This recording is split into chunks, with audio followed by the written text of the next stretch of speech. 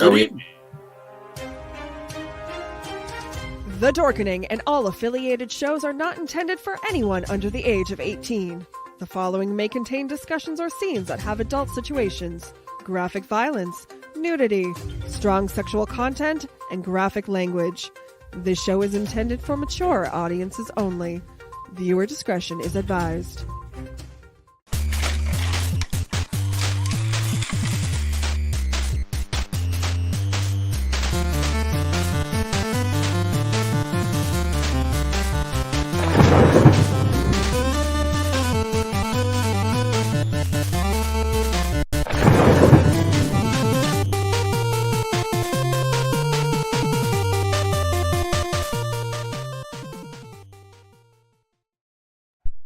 You are in fact watching the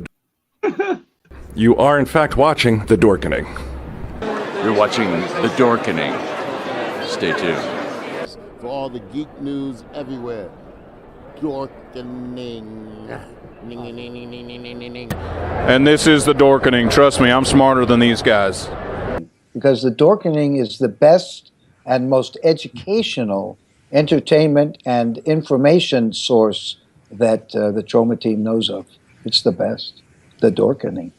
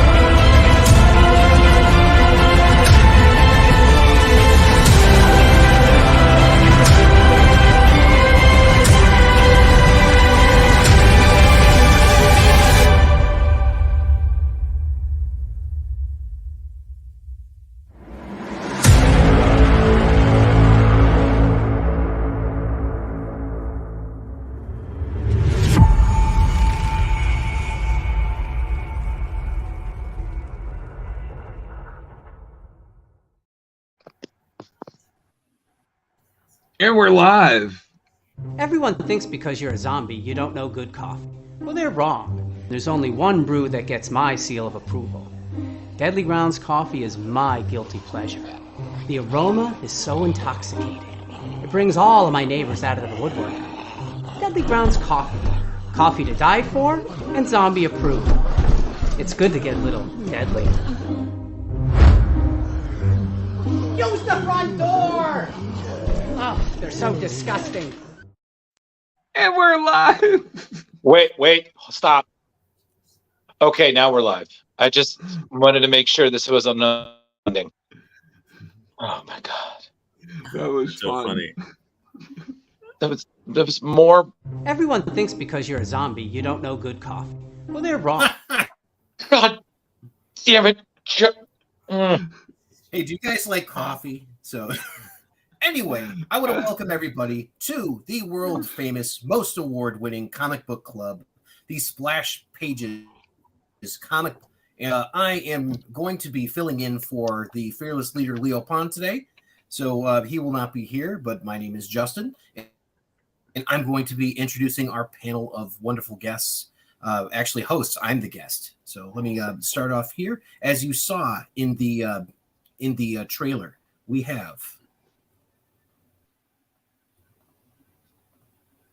Mr. Velvet Joker. Hey, That's not her. Justin Yep, Cooper. we're still working on that. Yep. I'm here. And then there was Hold Velvet on, Joker. he's got the best intro. He does, yeah. So, hold on, we're working on it. He's Hey, right guys. there. Here I am. It's all good. It's Tuesday night, and it's your man, Velvet J, here. And if you see my face, it's 8 p.m. It's Tuesday. It's Splash Pages. Hey, do you guys And you know know you're that if you hit Google and you look up Splash's Page Comic Book Club podcast, there's a ton of listings. There's a ton of videos. We are a brand, goddammit, and we're building something. And tonight, we're going to be talking about comic book news and a fantastic story by Sean Murphy, and Katana Collins. And it's fantastic. And we're going to talk about it soon. What do you think, Jeremy? Da-da-da, that's me. Hey, hey, ho, ho. It's Splash Pages, don't you know, with Justin. Hold on. Yeah, Justin Cooper. I had that right. Velvet J. And, oh, damn it. And Ghostbuster Man 1984, Drew Mollo. Hi. Check your mirrors, check your gauges. It's time for Splash Pages. But yeah, it's Tuesday night, and once again, we're all here, and that was the best start that we've had in a long time. Thank you, Justin. I if we're starting off laughing that hard in the beginning, it can only get better. So that was great. And over to you, Drew. I thought it was Thursday. So I mean, this is already off to a great start. No, I'm a little annoyed at all three of you because I thought this was a perfect opportunity for me to do my Leo impression. So, okay. You know, which again, I've done enough shows with all of you. Well, primarily Rich and Jeremy, but you know, Justin, you were there too. And I think like 6 episodes. My goal is to, yeah, but I think my goal is to one day be able to do it where I can mimic all of you, so I could just do the intro by myself. And then, great. You know, but hold on, let me see if I can show you guys a teaser for that. Hold on, I have to have glasses on, otherwise it doesn't work. All right, so it's just like, hey everybody. Welcome to Tuesday at Splash Pages. I'm Leo Pond. I'm your monkey behind the keyboard, and we're here for another great show. We got comic book news and everything, and then we're on to Velvet Joker, Jar Jar Jeremy, Justin Cooper, and Ghostbuster Man 1984. How you doing there? All right, cool. All right, start the show. Did you do all that while killing a snake with a hatchet? Every day. Especially after I lit it on fire, because you know, when you work for the reptile mafia, you have to show you do not have fear, because technically, I bet you Leo's got a whole snakeskin like suit in the closet that he's just listen, when he goes. I still, no, you have to understand. I still think. He used to be a mob hitman back in the day. This is his witness protection thing because his name, Leo Pond. It's so simple. Concrete boots, sink them. I'm just saying, like one day, it's gonna be like history of violence. You know, Someone's gonna find us at a con, and he's just gonna go goddamn John Wick on a motherfucker, He and told me no one would 27 expect years it. ago he killed the creeper. Knew it. Yeah, Totally knew it. That nice thing. But is just yeah, a cover, so guys. It's just a cover. Oh yeah. It's all of a sudden one day Yeah. somebody from his past is going to come, as Drew was saying, and Leo snaps and just all of a sudden rips open his shirt. It's got that snakeskin tie flinging. He's got a cobra. He's got a cobra head on his chest, like Danny Trejo, and he just goes in. Yeah, bam. But everybody, so let us know your theories on Leo's true identity in the next episode. But we've got a great show. And as you can tell, our tangent mojo is very strong today. This is what happens when we have a Fleo, or the evolution to that, which is now a Cleo, which is a cool Leo. But then yes, I'm so bored. I'm coming up with catchphrases. So, gentlemen, how are you doing today? I don't have any celebrity deaths to share because I decided for once we weren't going to start with a downer. Next time, it's going to be the plague. But this time, I'm good. Everyone stayed alive. So, how are y'all doing? Happy. I'm doing good. Mm-hmm. Yeah, you got taller, Jim. Yeah, all good. Absolutely. I had a rough back day, but I've recovered. I got home a little afternoon, a couple of hot showers, and here I am, professional podcaster on the scene, ready to go. And I don't have a ton of comic book news this week, but as you guys probably know, and I've certainly mentioned, I drove upon a gentleman trying to break into a building yesterday. So that was interesting. At first, when I was watching it, I was like, well, he's got a bag of tools. Maybe he's a locksmith. And then the cops showed up, and I was like, no. Yeah, he's not a locksmith. I kind of pull up, and I see this guy it looks like he's pulling at the doors of what is like an now empty spirit shop where, they have that Halloween spirit shop that's only there seasonally. And it's empty. And I see this guy pulling. And at first I thought, oh, maybe it's a realtor and he dropped his key card or something at the door. And then I pull and he looks weird at my car. And then I pull around the building. And then I see he's yanking at it and yanking at it. I'm like, what the fuck? And there's a Chick-fil-A right there. So I walk in the Chick-fil-A and I'm talking to one of the managers that I know. And I go, do you see what's going on out here? And he goes, what's going on? And I'm like, there's a guy trying to break into the spirit shop. So now the whole staff at Chick-fil-A is watching at the window. I'm like, do you think we should call the cops? It's like, oh shit, that's a good idea. He calls the cops. The cops don't come for another 15 minutes. In the meantime, I'm running He's around. Not a very good cars that are parked trying to take video of this guy, and then finally the cops come and they arrest him. And I was looking for something in the paper, but nothing. That's pretty sad. After 15 minutes, and you couldn't get in.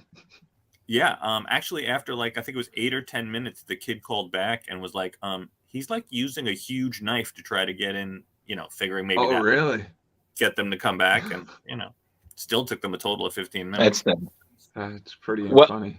Well, you know what, Rich? That sounds so much better than I see what you did there. It's son of a bitch using the title card. Well, it's much better than my weekend because I'm just going to tell you guys, I don't care how old you are. Food poisoning is not fun. Okay? I don't care how old you are. Food poisoning is not fun. I literally thought I was going to crack my toilet seat. What was the damage, Drew? What was the meal of death?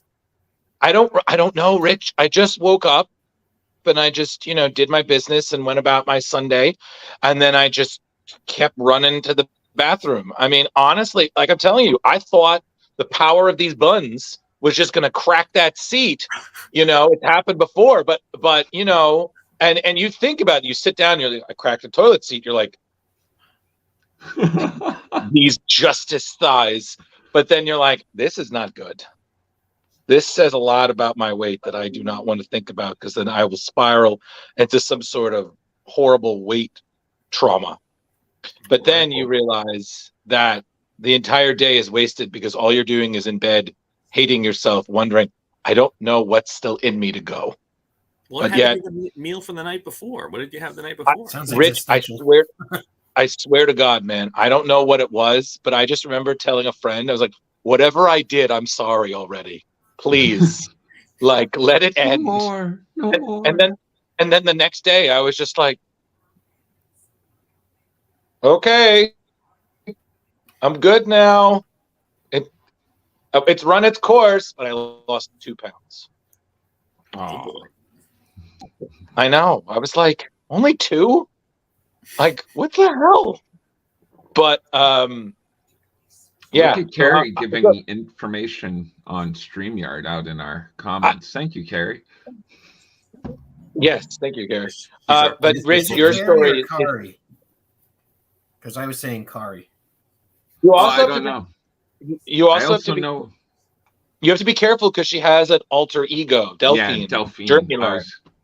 So, you know, we have to get our fan identities right because if we anger them, they will no longer support the show, and then our revenue goes dead. You guys get revenue. Pennies. Okay, we have pennies, my man.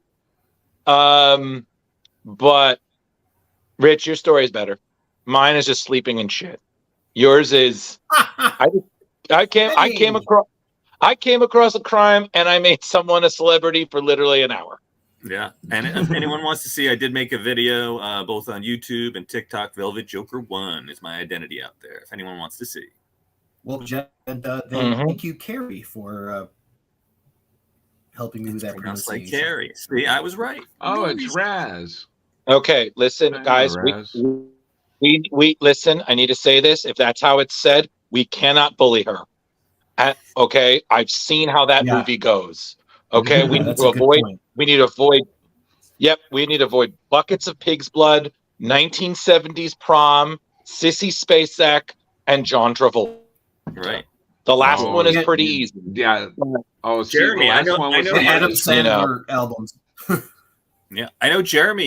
You this weekend, you must be working on your questions because you are the head of some panels at a con coming up pretty soon. In just 2-3 weekends from now, March 18th and 19th, Connecticut GamerCon. Woo! Woo! I'm wicked excited. Are you thank excited? you, Rich, for helping me. I'm super excited. Like you don't say wicked in Connecticut though. One of the guests that I get to run the. You guys always message me when I'm at work, so I can't respond. And then I feel like a jackass because I want to support and show the love. And then Rich is just like, oh, here. I'm like, my God, man. Oh, Rich was on that thing. I was just like, yeah, Rich. Yeah. Like I already have because of Rich, I had one set of each set of questions for 10 of them. Like Kyle and damn, her name I'm blanking on right now, Miss Glass. Theirs were pretty easy. I was having an easy time, but Marta, she doesn't have as large of a list, so my normal generic questions weren't hitting as well. So once I turned to Rich, I was just like, oh, thank you, Rich. Just remember, if you ask them, if you run out of questions, always go with what did you have for lunch, and then ask if it was on rye bread. Well, okay, always good. See, really, I rely on the audience. Usually the audience is really good, and they'll come up with a good 10 to 15 to 20 questions, and it'll blow through the panel like no tomorrow. But every now and again, you hit that panel room that's only got 5 or 10 people in it, and you're just like, okay, I don't want anybody to feel downtime here. So you want to make sure you got all your backup questions and stuff. Got to go for 45 minutes. Nobody gets bored. And Rich, listen, really there will be a day. What's your favorite Twilight Zone? Well, I do have those kind of questions too, where I get weird. I'm just like, so what's the worst bill you have to pay that you really hate to dig into, or stupid shit like that. If the panel is just really boring, I will just be like, look, what kind of laundry detergent are you using these days? Anything you're allergic to? What's going on? Well, Jeremy, I Jeremy, just you know, use the technology tools that are out there now. I just Same. I went to Chat GPT and asked it 3 different ways and picked and choose which questions I want. What's and I did Chat learn also. GPT? Go to openai.com. And you can ask it all You're kinds super of smart. fun stuff. I never thought to do that. But I also learned that Marta Svetka, who is one of your people on your panel, is not. There's also a woman of the same name that is a musical artist. So at first, I think I saw some of those and I was like, oh, I need to be more specific. So yes, you play with the way you ask it, and you get better answers. So that's what I've been learning. So, what I really appreciated too was that your questions had a why to your questions. Like you're like, hey, this is going on in your life. So what do you feel about this? So it was it made it a lot easier for me to fit into all of my writing and stuff. Yeah, but I know we've talked a little bit on the show about how the people are very upset that the Chat GPT and the AI stuff is perhaps stealing things from other people. But I think when utilized as a tool can only be positive for us in the future. I'll have to check that out. Yeah. Hey, Justin, do you want to go to a different room? I feel like these two are just hitting it off so well. I just feel like we're the third and fourth wheel here. Do you just want to? I don't want to get too techy I just feel like these two just have such a good rapport. I apologize. You know, I was. Villains. No, I'm just saying. I was like, buy him dinner. I'm like, God. Yeah. It's true. They do. You guys have some great comic news. Honestly, because I was so out of the weather today, I did not have a ton to look up. So, anybody got anything? I was breaking my back shoveling. The best I had this week was oh God, I'm gonna forget his name now. Yoon, joining Lionel the cast. Francis? Huh? Yoon? No, Michael Yoon, I think is his name. He's joining the cast of Thunderbolts. Oh, cool. They haven't announced what he's doing in it, but they just have that he has signed contracts. Okay. And is joining the character, Jeremy? Well, that's what I said. They have. Right? He's been in a lot of stuff. He does the voice of the kid in Invincible. I'm horrible with names, as you all can see. Grace. Wait, are you talking? Whoa, and he was in The Walking Dead. You're talking about Stephen Yuen, who played Glenn, not Michael, in The Walking Dead. Yes. He's the Stephen Yuen. Yeah, he played Glenn in The Walking Dead. He's the main kid. He's Invincible in the show. Yeah, Invincible. Okay. Thank you. Thank you. Which season 2 is coming out soon, I believe. Yeah, but he just signed on for the Thunderbolts movie. Not sure what character though. They didn't announce that. Okay. Nice. Although I'm seeing a bunch of Mark Graysons on the side over here. I don't know what that is. Yeah. That was his character's name in Invincible. Oh. They want to help you be a better nerd. They want to help you, man. Thank you all. Come on. You can't always rely on me. And, okay. Guys, yesterday I watched Knock on the at the Cabin. Oh yeah, that was good. Wow. All I can say is wow. I was not expecting to be wowed. Number one, M. Night Shyamalan, and that's why. I didn't know where Dave Bautista was going to go in this. I thought, it looked from the thing, maybe he was just going to play another heavy. But man, every actor in that movie put on a spectacular performance. So highly, like 4.8, like boom. It was strong. Yeah. Okay.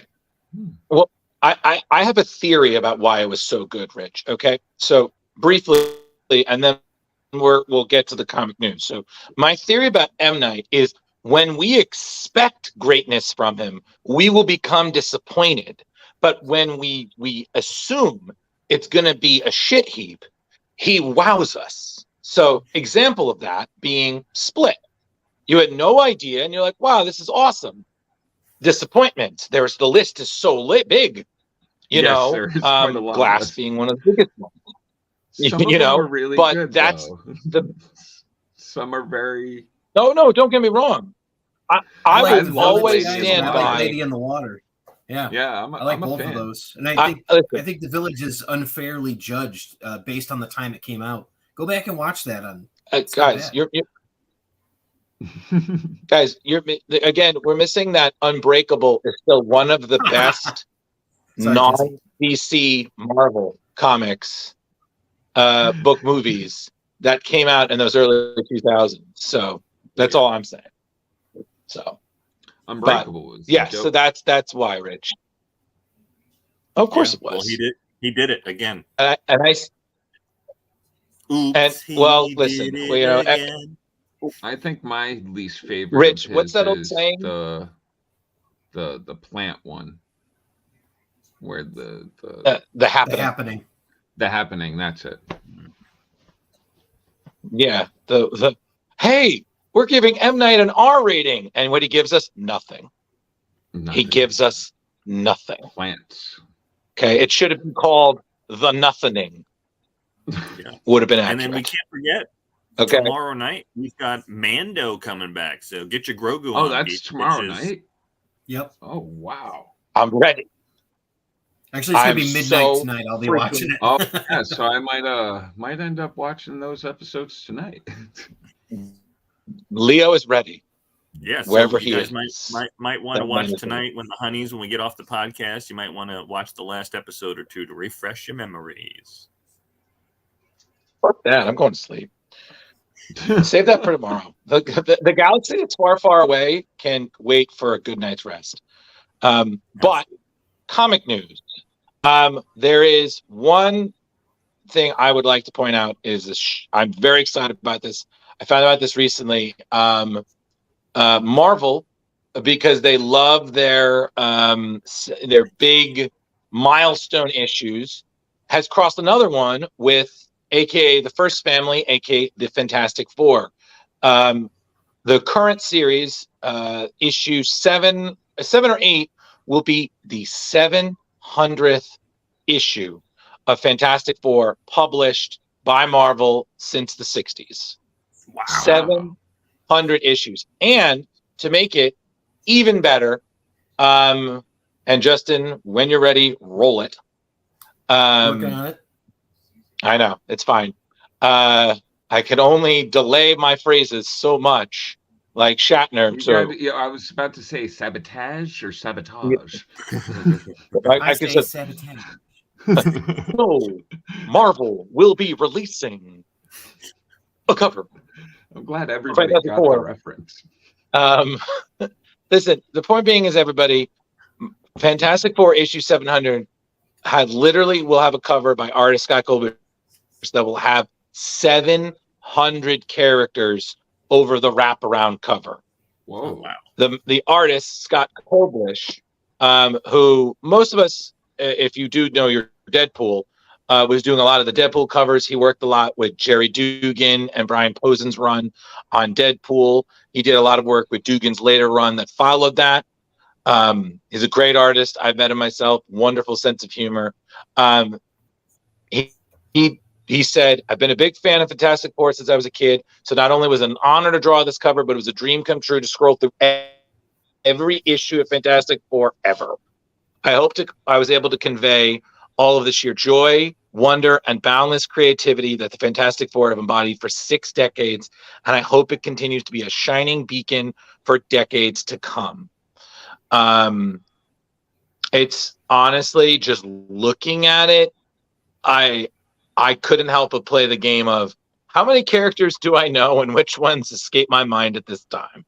I lost count, over 50. Koblish also does. Hey, Jeremy, you're gonna have a fucking ball. Well, it's like a Where's Waldo of Marvel weird. Yeah. Wow. I do that with the Muhammad Ali cover for Superman versus Muhammad Ali, Neil Adams cover, and you sit there and you're like, "Oh, hey, there's that person and that person, that person."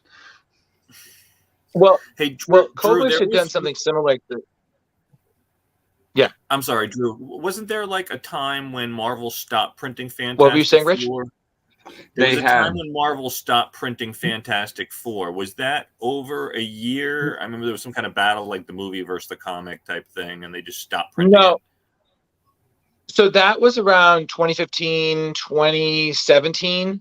There was this big rights thing that was going on with Fox and Marvel, to the point where Marvel literally stopped publishing Fantastic Four, and it also told the X-Men writers at the time to stop creating New Mutants, essentially to hurt Fox from using them in their movies and profiting off of them.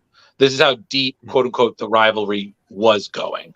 Obviously, when Marvel was acquired by Disney and Disney acquired Fox and Mickey Mouse's Thanos ban to own all of media, that was lifted.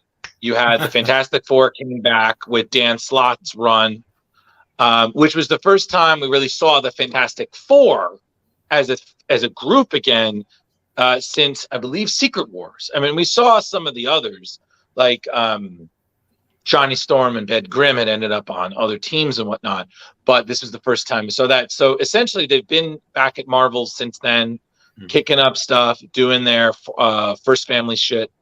But I mean, honestly, what a beautiful cover, and it's really reminiscent of Scoblish's other work because he did something similar for Deadpool issue 27, which was the issue that Deadpool got married, and he had all these characters. It's a beautiful cover. I mean, it's an anthology issue, but it's absolutely gorgeous. And I think he had like 200, maybe 300. Like he crammed a lot in there. So this is the Deadpool issue I was just talking to you guys about. I mean, it was there. Guys. It's gone. Where'd it go? There we go. Bam! Folks. It's back. Here it is. So this is the Deadpool issue I was just referring to. I mean, look at that. That detail is stunning. Look at that. Jeremy, just take that away. Look at all that. Was he marrying Death in this one, Drew? This is when he was marrying the Queen of Vampires. Okay. Oh wow. Yeah. Shikla, I believe her name is. Oh, well, right. you even got double dinosaur up in the I just saw that in the corner too. Yeah. In the other corner, Silver Surfer. Yeah. I'm telling you, this one, it's fantastic. And then the other cover, which you got all the who's basically. So, yep. And you know, even Lady Deadpool's. If you can see this one, it's a little bit smaller. And then there's this. Oh, that's pretty cool. So, Jeremy, so this is so everybody, I apologize if it's a little hard to actually see. It's essentially what was released, but just looking at it, there are 700. They need characters. to do a poster of this or a print. Yeah, the Absolutely. Red Ghost is in there. Wow. Yeah, so this is literally anybody who showed up in a Fantastic Four issue is in this cover, and it's going to be a wraparound. I believe that they got Miss Marvel as a thing in this. That's when I first started reading comics, when Miss Marvel was Lady Thing. That is pretty freaking dope. There you go, guys. Not, so was nostalgia it hit. Sharon, Yeah. What was her name? Sharon something? Once again, I'm horrible with names. No, her name was Sharon. Yes. She hated it so much is all I remembered, and Ben was just like he was infatuated with her. Yeah, I saw all the cosmic beings up on the left-hand corner. The Ego, Master Order, or Lord Order and Chaos. Oh yeah, there's a whole bunch of stuff. Doom is there's even a couple of different Watchers. Yep. Yeah. Epoch I see in there in the corner next to Death. I mean, like I said, there's so many, and Scott literally drew them all. I was like, I couldn't believe it. I was like, this is the coolest. Oh, Haste I see Pot Pete. Puck right up front. Yeah. So, Herbie. So that was the first thing. So I just wanted to share that with y'all. Very cool. Pretty cool. Oh, That's that'll be in stores, I believe, sometime in May. So definitely keep an eye out on that. The second thing is that we finally have an update that they are believing around May, Marvel will start production on Blade. Ooh. Yeah. Yeah. So they say that hopefully by May, the movie will be back on schedule. As we know, the director, the original director, did leave due to creative differences with Marvel. But they have a new director. I believe his name is Jan. Software I've ever used. It allows me to reach an Sorry, audience guys. I apologize. I just hit something and my phone started blasting music. I apologize. No worries. The new director, I believe, is Jan DeMarge, who, for people who don't know, was one of the directors for Lovecraft County, which was great. That was very cool. Yeah. So he took over for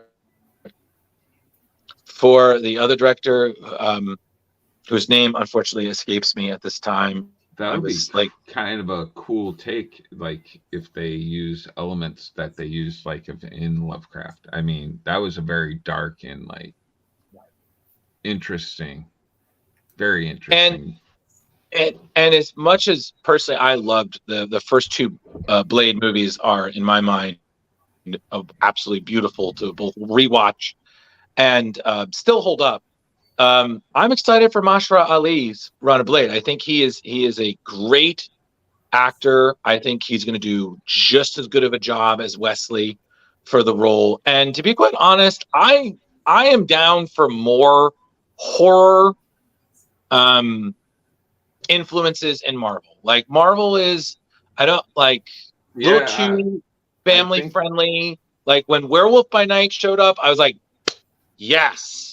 I Blade, think that'll be a nice way to like liven up stuff for Marvel for myself too, because like a lot of us are just getting kind of fizzled out on it, and to have some of the more like darker characters, the more darker characters come into it. Oh, yeah, fantastic.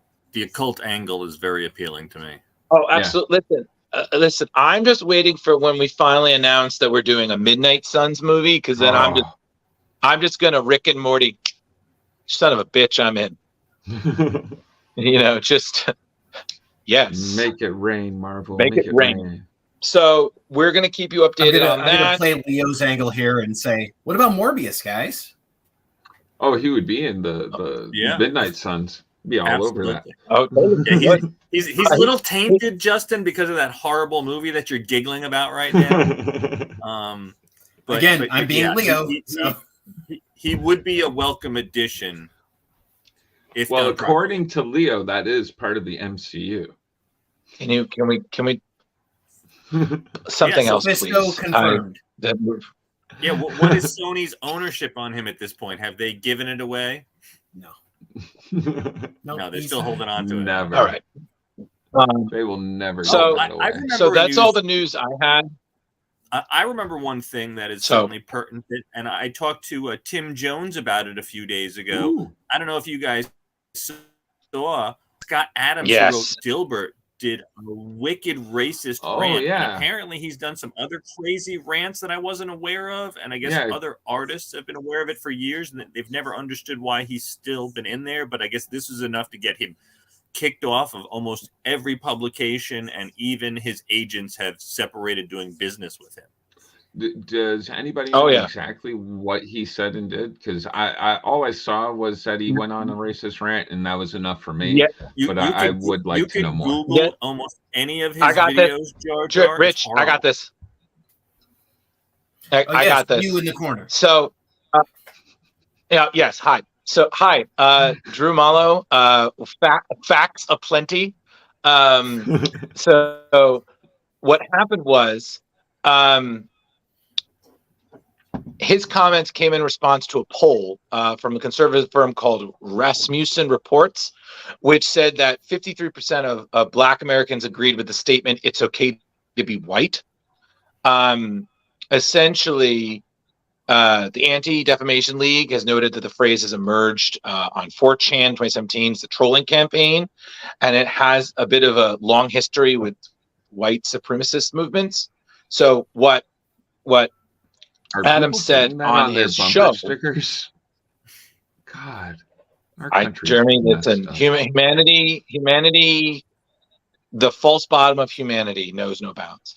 But basically, what was said was, according to what he said, if nearly half of all blacks are not okay with white people, according to this poll, not according to me, according to this poll, that's a hate group. He said on his YouTube show, Real Talk with Scott Adams, I don't want anything to do with them. And I would say, based on the current way things are going, the best advice I would give to white people is to get the hell away from black people. Just get the fuck away, because there's no fixing this. So essentially, his fate has been sealed.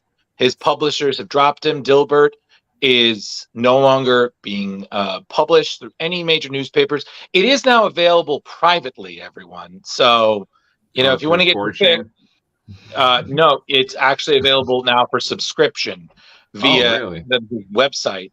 And his publishers have dropped any projects he was working on. He was supposed to have a book coming out in September this year. Nope. That deal is dead. So of course he's saying essentially, that he's canceled, but you're not canceled. You're just reaping. Nobody wants to buy your stuff. Yeah, you're reaping what you sow, buddy. Reaping what you sow. Yeah. Hey, listen, you guys ever I laughed at was Dilbert dying. before? I never have. Yeah. I don't think so, No. Justin. No, I never got it. And they're See, like, I've always known of working in Dilbert, office, but I you'll don't get think I've ever really read much Dilbert. I would rather read like High and Lois or I like Family I don't know, Circus. Family Circus. Yeah, like anything. Wizard of Id, Mother Goose and Grimm, anything. Zippy. Sour I grapes. understand Zippy. Sour more than Dilbert. Grapes. Yeah. Sour Grapes is a absolutely. great comic strip. Yep. Yeah, and so I'm sorry. I talked to Tim, and I told Tim to go after those markets. I said, Tim, go after those markets that he's lost. Oh yeah, dude. Because Tim's a good guy, and he's listen, he's like, I used to respect Mr. Adams. He goes, not anymore. And never mind. I'm- Tim's like a professional. Like he has a new strip every week on the 52 strips a year. Like and it never fails. That guy has, and it's great. It's no drawn assistants are perfect. drawing that. Hell of a He's stripper. doing that. Yeah, he does it all. It's He's really a done professional well. comic stripper. Yep. Woohoo! Yep. Give him all the singles, Justin. I agree. But I'm sorry. I'm still dealing with that image of Dilbert in a support group of characters whose creators were crappy, and you had Ren and Stimpy, Earthworm Jim. Yeah, I saw that. I don't remember the last person. It was I was Harry like, I don't know Potter. who you are, but I'm sorry. It was Harry Potter. Probably. Yeah. Okay, it was Harry Potter, and then it's just hello, my name is Dilbert, and I'm just like, poor guy. So now we'll I just never know they hear had about Daniel him Stern again. do the voice of the cartoon. Once Nice. he becomes like Winnie the Pooh is now public domain. Once Dilbert becomes public domain, that's when you'll hear about him again. They'll make a horror movie about Dilbert. Yeah. When office days go bad. That's my stapler. I feel like that's like the premise for Wanted, or maybe the office parts of the Matrix, but Wanted for sure. I'm just imagining curving the bullet, but it's Dilbert. With his you dog. know, yeah. You know what we call when we curve the bullet? A paper clip. Yeah, exactly. I'm just gonna be like, oh, did you get this memo? Yes. Rowling didn't create Harry Potter. She stole him as a character from the creator in the film Troll and paid a sum of money to him later. Is that Norwegian film? Troll? I was thinking of the one with Julia Louis-Dreyfus in it, and I know what you're talking about. Yeah, I want to say Tony Cox was in it from the 80s. Yeah. okay, as long as we're not talking about Troll 2, because we definitely need to. We definitely cannot. Oh we can't talk about Troll 2. Nope, The definitely Norwegian aged film's well. really good if you ever do get a chance to check it out. Fun fact. All right. So, did you guys have any more news, I guess, before we go into the deep dive? No, it's been like a really slow week for news for the past couple of weeks, I'd say. Really kind of quiet. Not too much really going, which is good in a way, but bad in a way for our podcast. You know? Jesse, to that I say Nilbog. Yes. That's why I don't eat vegetables, because I'm scared of what they once were. Yeah. Troll 2 humor, everyone. If you don't watch it, don't understand what we're talking about. Don't trust baseballs. So deep dive, you say, I guess. Oh yeah. Yes. So the deep dive. It's my first one. So before we get to the book, I guess my deep dive will be we will be discussing The Gray Ghost. If you read Harley Quinn, White Knight, you'd see that Simon Trent pops up. While you may see him as just an elderly gentleman who knows how to fight off psychotic black and white psychopaths and knows how to get out of a clown knot. We nerds know him better as the Gray Ghost, who was a character that was introduced in the Batman animated series, who was also voiced originally by the late, great Adam West. The character, which was essentially a huge reference to the Shadow, which some people say helped inspire Batman originally. The Gray Ghost is an old pulp, essentially hero who, as we saw in Batman series, basically inspired Bruce Wayne. But who, as we know him as Simon Trent, he's an out-of-work actor who's ashamed of his past, collects all these things from his past that he uses to pay the bills, and is ashamed of his past because he can't move forward. But of course, working with Batman, finding out that essentially his life's work wasn't in vain, as it inspired one of the world's greatest heroes. It is essentially one of the best episodes in Batman and animated series, and both Bruce Timm and Paul Dini, who helped write the episode, and Bruce Timm actually cameos in the film. He's actually the Mad Bomber. He voices the character in the show. They said that the episode would not have worked if Adam West hadn't done it, but they were a little worried approaching him because they were worried that it was kind of essentially parodying some of the struggles West experienced trying to find work after being done with Batman in the 60s. But Adam West, showing that he would indeed have the great sense of humor that we knew as the mayor of Quahog, he loved it. He performed with pride. Personally, I rewatched it, researching the dive. It still hits you right here, man. Especially at the end when you realize that Bruce Wayne essentially told him his secret identity and he gets it. And they have that, oh my God, I know. And it's like, dude. So the Gray Ghost is essentially, like I said, he is a what's the word? Doppelganger? It's a tribute, but the name is actually what happened? Oh yeah, an homage. Thank you. It's an homage to the Shadow, but the Gray Ghost, fun fact, is actually a reference to the titular character from a 1936 issue of the Shadow's pulp series. So, like, there's a lot of those references. Like the Gray Ghost poster that we see in the issue, the episode, is based on the cover of The Shadowed Millions, which is one of the Shadow's novels that was illustrated by the great Jim Steranko. So, fun facts there. The Gray Ghost we would see referenced quite a bit in the DCAU. Most notably, we've seen it in Batman Beyond. We definitely see the Gray Ghost costume and hat and goggles portrayed in the Batcave. We see that being the Gray Ghost Strikes Again is the film that a young Warren McGinnis with his wife, Mary, and Terry, saw on the night that he was supposed to be Batmanized in Justice League Unlimited episode Epilogue. And there's been a few other references in the video games and whatnot, but then the Gray Ghost actually made his comic book appearance. He made it twice. One in the Batman Gotham Adventure series,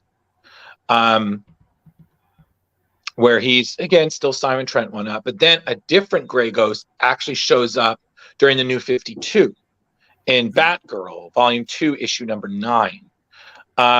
This time, this person actually isn't Simon Trent. His name is Clancy Johnson. And his attire is actually similar to, do you guys remember the JSA hero, Dr. Midnight? Yeah. Yes. Yeah, the second one.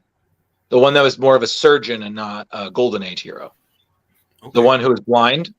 Mm-hmm. So it's more similar than that. So it's, think that costume, shades of gray, and he actually wields, instead of a gas gun, he wields a shotgun. So he's more of a vigilante. He's obsessed with Batgirl, and he does not last long. He unfortunately is killed by a mercenary group called the Order of the Scythe.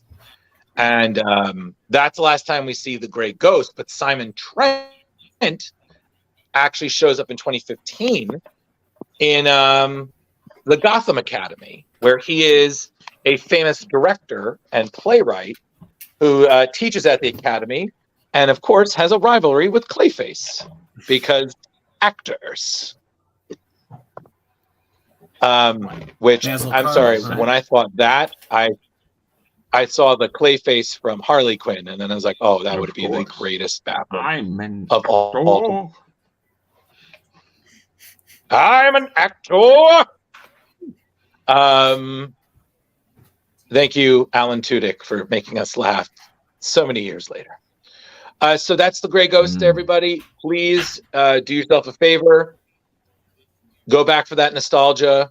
Rewatch the Gray Ghost episode of Batman animated series. It will essentially make you cry now that you realize that there are two Batmen that we will mourn in that episode. Just had to end a little bit of a downer. So so that's the Gray Ghost, guys. Wow. Like I said, Drew, I had no idea he had such. I mean, I knew about the Batman the Animated Series stuff, and obviously from this issue, but I had no idea he went that deep. Oh yeah, you honestly, it really is pretty impressive when we know, again, it's the research. Like, it's just really makes you admire the amount of creativity it's put in. Like, essentially, it's really nice when you see that kind of dedication and research, because you realize that if you're lucky, you get to be a fan that gets to show your appreciation for the lore with that kind of Easter egg, but then also put your own stamp into it. So again, why not? If it's done right, who cares? But this, just seeing that, I mean, I'm sorry. I just wanted to bust out the old Adam West impression, but just rewatching the episode, it's just so good. And it's just, I think, even more now, because we're in a world where both Adam and Kevin are gone. It's got that eeriness, but it's just so damn perfect. I mean, a lot of the Batman animated series was like that. So with the perfect do of times of yesteryear, I guess, Rich, I always kind of look at you being the default person for White Knight, Batman White Knight stuff. You are the person who introduced it to us. Thank you again. It's been a great series from the beginning to the end. And the end is still on site. So do you want to introduce the book to our audience? Then we can start talking about it? Sure. Now, you guys can go back. We have done an episode on the beginning of the White Knight series, which was a great episode that I thoroughly enjoyed. And now we are going to, it's called Batman White Knight presents Harley Quinn. It's by Sean Murphy, and I've always just given Sean Murphy the credit, but it's actually a duo. It's Sean Murphy and Katana Collins, who I learned is actually usually a romance writer. and she Mhm. definitely gets her jam of romance in here. And they both did a fantastic story. It's definitely a romance book. Yeah. Oh yeah, and they've crafted this beautiful universe that is really the way I've always seen the Joker, which I've discussed with all of you guys before, and you too, Justin. Well, this is a much better presentation of the Joker than any DC continuity has ever done. Yeah, the biggest thing is right in the beginning where they basically recraft the history of Harley and Joker. And also some of the psychosis that Harleen takes on that she feels is her fault. Because in this storyline, as you guys know from reading the first story, Jack Napier was Jack and they met before he was Joker. Mm-hmm. And I know how I feel about it, and I know you guys know how I feel about it, but I'm really interested what Justin's perception was, because he's our guest host and he hasn't talked a lot tonight. So Justin, tell me what you thought. What a redemption for the character of Jack Napier that this is. And the idea that Harley was integral in the creation of the Joker, and that Harley was brought through school by Napier and all that, it really it subverts your expectations. It juxtaposes the characters. It takes a look at that sort of like, that's the toxic relationship of Joker and Harley. Like, well, what if it wasn't? What if it was everything that we thought it could be? Because these are just two people in love. And that's what this story is about.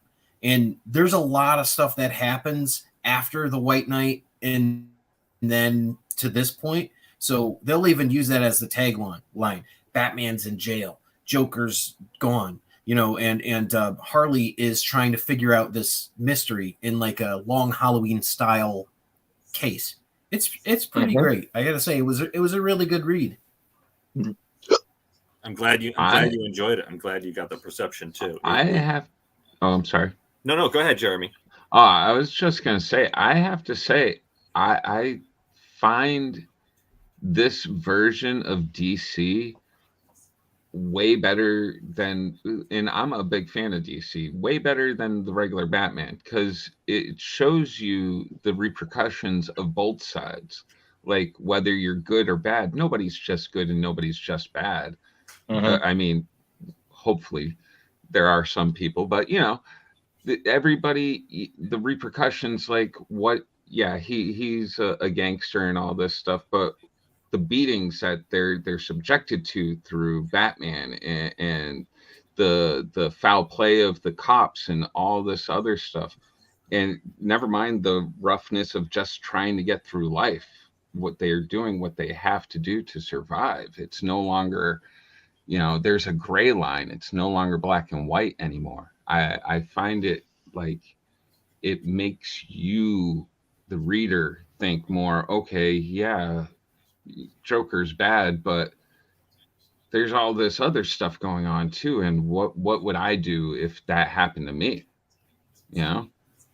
I think the whole White Knight series in itself is a great look into comic books and what they can be.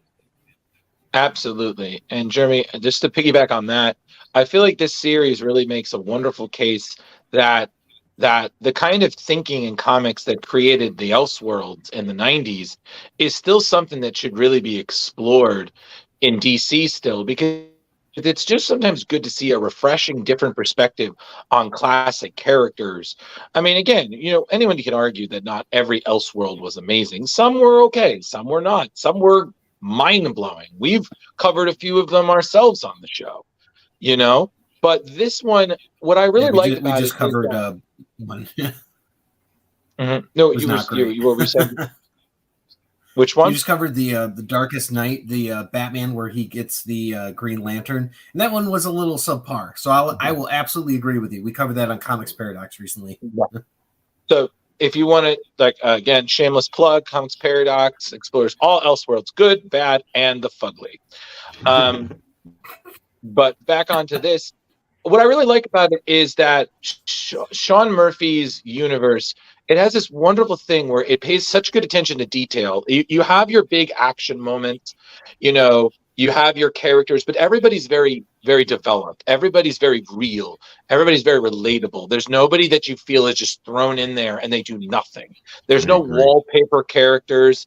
Everybody has their small moments. Like one of my favorites was actually the beginning of one of the issues where you just see a brawl in prison, and then everybody stops just to let Bruce Wayne walk through, and then they keep fighting. It's one page, 4 panels, and it says a multitude of things, and there's no dialogue. So again, it's just a wonderful thing. And then you have Katana Collins and working with Sean Murphy here, and then you have Matteo Scalera, who I've always said is a fantastic artist. I've watched his career for a while. He does great Batman. If you do want to see more of his work, check out a series that he did with Rick Morender called Black Science. It's literally like Lost in Space meets the multiverse. It's awesome. But back to this, the style totally matches Murphy's, where it's detailed, but it's also just very effortless. It's like it's got that nice clean lines of the animated series with the kind of rough grittiness that you would expect of a modern day Gotham City. The detail is there, the story is there. Honestly, this entire universe has won me over. If it publishes any story, I'm reading it. And it just makes a case that this is the kind of stories that DC should be making. Fun, well written, escapes from reality. Like, cannot recommend this enough. And it has no problem going to dark places, but it doesn't take you to the point where it rubs your face in them. It shows us the darkness, but it still shows that even in Gotham, heroes can still be heroes, villains can still be villains, but it's never always who you think it is. I think the reveals in this too were just perfect. Mm-hmm. The way it was done as a true crime kind of like mystery, very well done. Mm-hmm. Like each act. Is the producer in main continuity? Because this is the first time I've ever heard of him. No, I don't think. No, I think they should change that. Too. Yeah, I think both of those characters would fit very well in main continuity. I feel like one character, because I feel like there was a character who was very similar to the producer who we saw in the beginning of the Joker War, which similar to. And the other thing I really enjoyed is I enjoyed this idea that Harley is just Harley is such a unique mom that she sees absolutely no problem with her kids hanging out with hyenas. Right. Like another great moment is you just have her kids at the playground and all these parents are freaking out. We see a lot with the hyenas. We see from when she first sees the hyenas at the carnival, and then again, she's living with the hyenas. The hyenas are, the kids are on the hyenas. Jack gives her the hyenas, and I don't want to ruin it. Something bad happens to one of the hyenas, and then, a beautiful thing has happened at the end. They made me cry. And Harley's evolution in this was a whole other storyline where she's sort of like, okay, Joker's gone, Batman is in jail. What is my role in this world? I've got a job, I've got these kids, I've got the hyenas. I don't want to do crime anymore. And another great thing that I loved is that I really don't recall the hyenas ever be given names. I remember in the animated series, she always called them her babies, and then. When it's like names. Lou and I'm saying Bud and Lou, and then I was just thinking, like, oh my god, that's so genius. Like, again, I don't know if that's something that's exclusive to the Murphyverse or everything, but again, these little details make the world of a difference. Going on what Rich was saying about her being a mother, a detective, like. It took Poison Ivy, I think, in this part right here to tell her that, you're all of these people. You're not just one of them. Like, you own all of this. Right. And it took till the end of the story, Jeremy, for her to accept that. Yeah. So it was as much an empowerment journey as it was a redemption journey. And I almost felt like the whole noir mystery thing was almost a secondary story. To that Absolutely. I agree with that. Absolutely. And it again, it was just such a great read. I mean, 6 issues was a perfect length to tell all of the story. You know, it's such a satisfying conclusion. The twists are great. The action is great. I mean, it's such a solid entry in an already just perfect series. Like, honestly, I've read everything that Sean Murphy has done for this universe, and I've never been like, this is fine. Everything has just been knocked out of the park. So, yeah, you know. Did you ever read this Tokyo Ghost? Yes. Beautiful. I was asking Great if you guys stuff. have ever read Tokyo Ghost. Yep. Oh yeah, I've read it. I have not. Not It's a good read. We should definitely add that to our list to review. Is that It's Sean worth Murphy as picking well, up, yeah. Drew? Yeah. Is that Justin? Is that him and Mark Millar, or is that just Sean?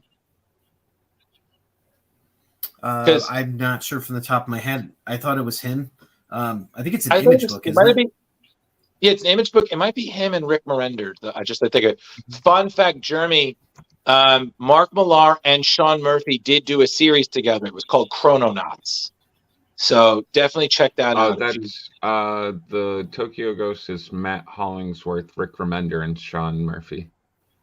Oh, well, Matt also worked with him on this. So, yep. So, yeah, but and this is the true version, Drew. We've had the conversation about Mad Love and how in the comics it's sort of been a detriment because it's an abusive relationship. But this is the vision shows of it Mad very Love differently. should be. This was so beautiful because that's what I was saying. It was very pure in the beginning. You know, he was very gallant. You know, he was a mobster and he had just met her and he was not letting her be abused by some other guy just because she was a go-go dancer. Right. And she, you know, in his eyes, no matter what, she commanded respect. And he went to just be with her and spend time with her. And their love developed, you know, way before he, you know, morphed into the Joker. And obviously a sickness, but she blamed herself and she had to come to a reckoning with that and understand that it was not her. It was not her place to fix him. 1 second, I have to do this. Justin, pull that up again for a minute. Scroll up. 1 second. The Gray Ghost. Even more? No, it's fine. The poster right there. The poster. He wants I just wanted to do the Gray Ghost intro. Gotcha. You know, from the show. The Gray Ghost. You see Batman and Gordon? And Gordon. Yeah. Very Batman the Animated Series. Yeah. But yeah, so overall.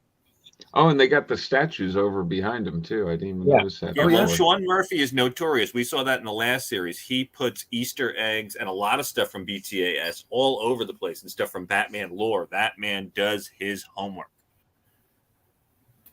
There is no doubt. That newspaper there, you can almost assume that Grey Ghost case happened with Batman and the Ed Bomber. So you can almost assume that that's this same universe.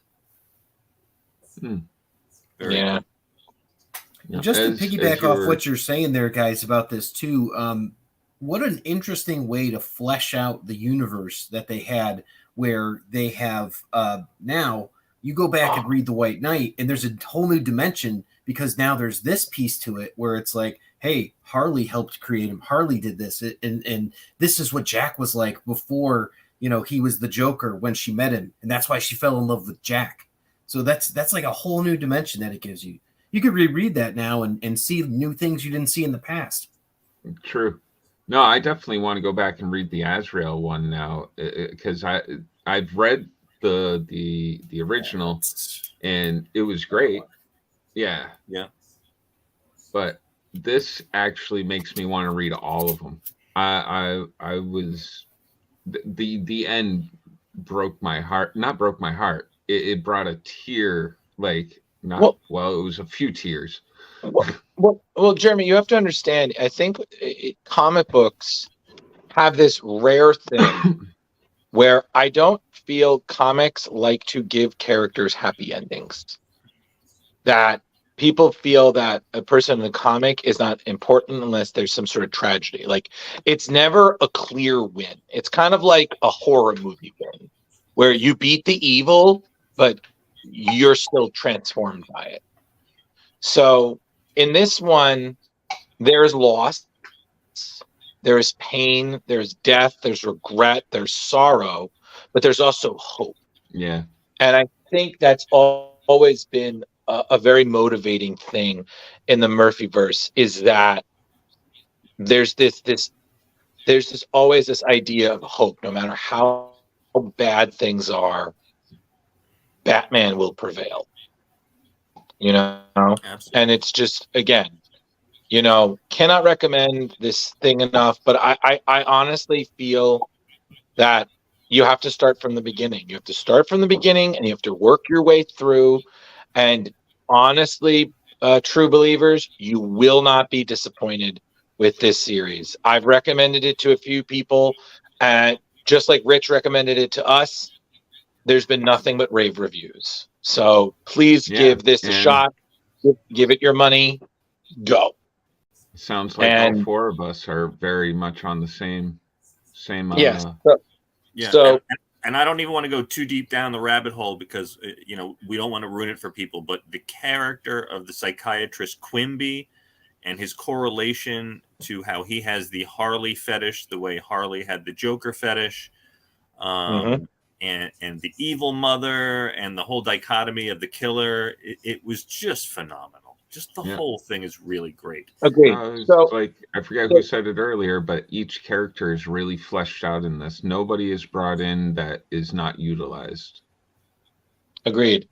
So, guys, I feel like we've really said everything we want to. Do you want to rate this sucker and call it a night? Sure. Absolutely. Why don't we start off with our guest host, Justin? Where would you rate this bad boy out of 5? Out of 5, I'd give it a solid 4. I think it's good. I think there's you know, it's not a perfect story, but it's pretty good. I kind of feel like she didn't do much with her kids, and that was kind of like a very loose thread where it's like they were more used as like bait for her or anything else like that. So I think they could have developed that a little bit better. But I mean, it's enjoyable. It gives extra dimensions to something you've already read. I think it's worth checking out. Absolutely. Awesome. Okay. Rich. All right, Rich. Well, I'm going to give this one of my highest ratings. I've never given a 5. I don't want to say that this is a 5. I don't want to say this is a 4.95. Impressive. Wow. I mean, as everyone's been saying, the whole Murphy / Collins universe is phenomenal. I still need to delve into the Red Hood one, and now apparently Generation Joker is the newest one. Dude. And I haven't even read the Batman Future one. Same here. Beyond. Batman Beyond, because that is supposed to be phenomenal as well. So I really have to get all this in. But I mean, looks like we both got quite a bit of homework. Yeah, and I did some research. Apparently, there's at least 3 coming untitles coming in the 3 upcoming untitles in that universe. So if you feel on the fence about DC in any way, this is something to delve into. Start with White Knight and to go from there. You'll love it. I promise. And Rich, just to let you know, read Beyond, and then you read the Red Hood issues in the middle of that, and then you keep reading Beyond. That's how that goes. It all ties into it. So just letting you know. All right. Cool. I'm all caught up, so I know this. I'm looking forward to it. So 4.95 Harley Hammers. And what about you, Drew? You know, I'm going to give it a 4.5. It's not a perfect book, but I really just enjoyed the breath of fresh air that this is. It's really nice to read a balanced book. Everybody brought their A game. Everybody told a great story. You know, everyone is satisfied. So I'm giving it a 4.5 bolo knives. So that's me. Jeremy. I'm going 4.75. We're almost perfect. Like, it's a great book. I laughed, I cried, it held my interest enough that I didn't even fall asleep during it. I read straight through. That's a big deal. Well, I have a Hello? problem of falling asleep while I read, so You do. this was fantastic for me. I read through the first 4 issues, got into the issue 5, put it down for maybe an hour, and then picked it up and finished it. It was great. I would recommend this to everybody, starting with White Knight, and then I don't know if you have to go in chronological order with Azrael and everything, because I read this before Azrael, but if you do, then I didn't notice. It's really good stuff. Yes, so just in terms of everybody, just to let you know of the proper timeline, White Knight, Curse of the White Knight, Von Freeze, which is technically like a prequel series, but it still is relevant to that universe. Harley, Beyond, the Red Hood is in between the Beyond, and then after Beyond, you have, as Rich said, one of the 3. We're not going to tell you the rest of them because we have to leave something for you to figure out on your own. We can't tell you everything because then why the fuck would you read? Okay, so Generation Joker, going to be really great. Thoroughly pumped. But, yep. So, Justin, you want to sign us off? So with that, you folks can follow us on the Splash Pages Comic Book Club website. You can check out our respective social media pages. We'll start off with Mr. Velvet J. You want to tell people where they can find you? Sure, absolutely. Guys, you can find me here Facebook, and you can find me here every Tuesday night here on the award-winning Splash Pages. Throwback King, it's your man, Velvet J. You can find me on TikTok. You can find me on YouTube, Velvet Joker 1. These are the places you can find me. Reach out, watch my content, love my stuff, love me, love these guys. We all do fun stuff. We're all creative people.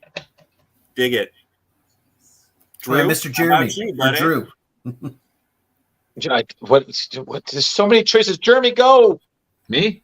Okay. Yeah. I'm going to say, hey, thanks for watching, and come check me out March 18th and 19th at Connecticut GamerCon at Mohegan Sun in Uncasville, Connecticut. I'm going to be chilling with Kyle Hebert, Marta Spatek, and Caitlin Glass up on stage doing panels with them. It's going to be a lot of fun, and it'll be a lot more fun if all of you show up too. So please do. If you want to hang out with me ever, check me out on Facebook as Jeremy Courtney, or go over to Comic Book Lovers Buy, Sell, Trade, and Auction page and hang with the other 20,000 people that buy, sell, trade, and auction all of their wonderful geek stuff every day. We have a lot of rules, but our main rule is if you scam anybody, you're gone. But yeah, and check us out here on Splash Pages. Yeah. Yeah. Splash Pages, everybody. David Caruso, everyone. You can find that guy over there that doesn't want to say anything. Ghostbuster Man 1984 on Instagram. Find him, message him, tell him funny things. I hate these guys. See you next week. Yeah. Dun, dun, dun, dun, dun. All right. Folks, I'm not Leo, but you can Google Leo Pond and you may find a whole bunch of things that are or may be true, and you may find out a little bit of thing called the Dorkening Network. Right? You could do that. That's usually his spiel, right? Yeah, over that's 40 shows on the 40 network. shows. Choose from. Some One of things which are is true, all about some Ninja things Turtles. aren't. You can check that out. Yeah, there is. There's a lot of great people doing a lot of great things on the Dorkening Podcast Network.